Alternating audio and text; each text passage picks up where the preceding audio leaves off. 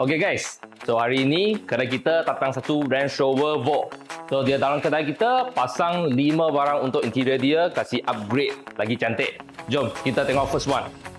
Okay, selepas kita buka pintu, yang first one, you boleh tengok ni. Ini empat pintu punya window switch pun sudah tukar, yang baru punya.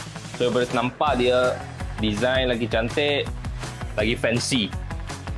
Seterusnya, masuk ini kereta, you boleh pegang ini steering, you boleh tengok dia steering control sudah tukar yang baru punya.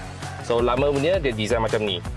Sudah old school lah, lagi pattern semua sudah jalan, sudah tak cantik. So lepas tukar yang ni, ini digital punya. So you boleh nampak dia lagi fancy, lagi luxury, lagi cantik. And then you orang boleh nampak ini screen sudah jadi lain, sebab dia original screen kecil sikit.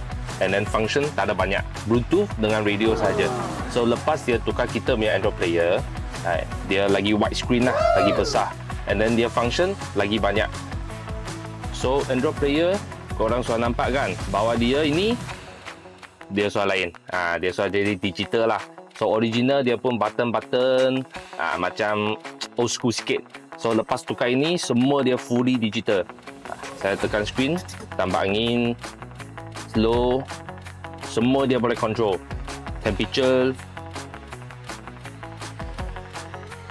Okay, so yang last one, customer ni tekan depan tukar, belakang tak nak tukar kan.